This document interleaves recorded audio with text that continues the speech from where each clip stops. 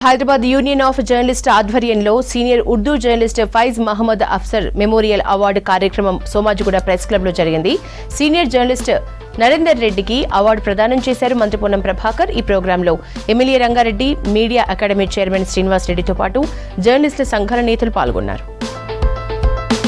ఒక సమాజంలో ఒక ప్రధానమైనటువంటి కుటుంబ బాధ్యత కానీ లేదా ఒక వ్యక్తిగా బాధ్యత నిర్వహించడం మాత్రం తప్పదు.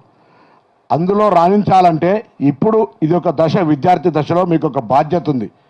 దీన్ని రాణించగలిగి, దీన్ని నడపగలిగి, దీని లోపల మీ యొక్క ప్రావీణ్యతను చూపెట్టి ఈ సంస్థను ముందుకు తీసుకుపోగలిగితే మీరు జీవితంలో ఏ రంగం ఎంచుకున్నా కూడా అందులో మీరు రాణించగలుగుతారని చెప్పిన మాటను జీవితంలో నేను మర్చిపోలేం కాబట్టి ఈ సందర్భంగా జ్ఞాపకం చేస్తూ ఉన్నా.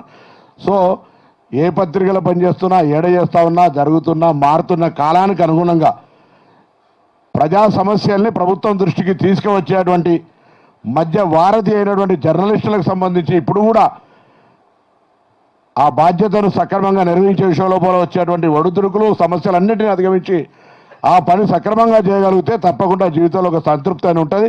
ఆ సంతృప్తి ఉన్నప్పుడు వాళ్ళ పేరు మీద అవార్డు వస్తుంది, వాళ్ళ పేరు మీద అవార్డు పొందే హక్కు వస్తుంది అనే మాటని ఈ సందర్భంగా మనం చేస్తూ అవార్డు ఇచ్చే విధంగా జర్నలిజంలో రాణించినటువంటి వారికి నివాళులు అర్పిస్తూ ఈరోజు అవార్డు పొందుతున్నటువంటి వారికి శుభాకాంక్షలు తెలియజేస్తూ జర్నలిస్టుల హక్కుల కోసం, ముఖ్యంగా ఉర్దూ జర్నలిస్టుల సంక్షేమం, వాళ్ళ హక్కుల సాధన కోసం నిరంతరం కృషి చేసేవాడు.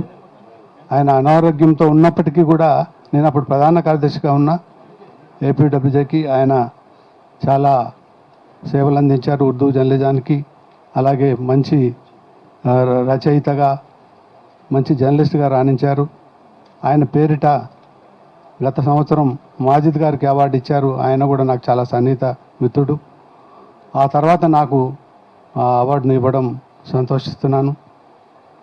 దీనికి హెచ్యూజేకి మరోసారి కృతజ్ఞత తెలియజేస్తూ మంత్రి గారు ఈ కార్యక్రమానికి హాజరై నాకు ఈ అవార్డును అందించినందుకు వారికి కూడా కృతజ్ఞత తెలియజేస్తాను. ఫైజ్ మహమ్మద్ అస్గర్ అంటే ప్రతి హైదరాబాదీ ఆయనను గుర్తుపడతారు. హైదరాబాద్లో ఉన్నటువంటి దాదాపు మెజారిటీ ఉర్దూ జర్నలిస్టులు ఫైజ్ మహమ్మద్ అస్గర్ అంటే గుర్తుపడతారు. ఆయన ఒక సుప్రసిద్ధ ఉర్దూ పాత్రికేయుడు. హైదరాబాద్లో దాదాపు 40 ఏళ్ళు ఆయన పత్రికా రంగానికి సేవలు అందించారు. అదే అంతటి కాలంలో అంటే దాదాపు 35 ఏళ్ళు వర్కింగ్ జర్నలిస్టుల ఉద్యమ నాయకుడిగా ఆయన గొప్ప సేవలు అందించారు.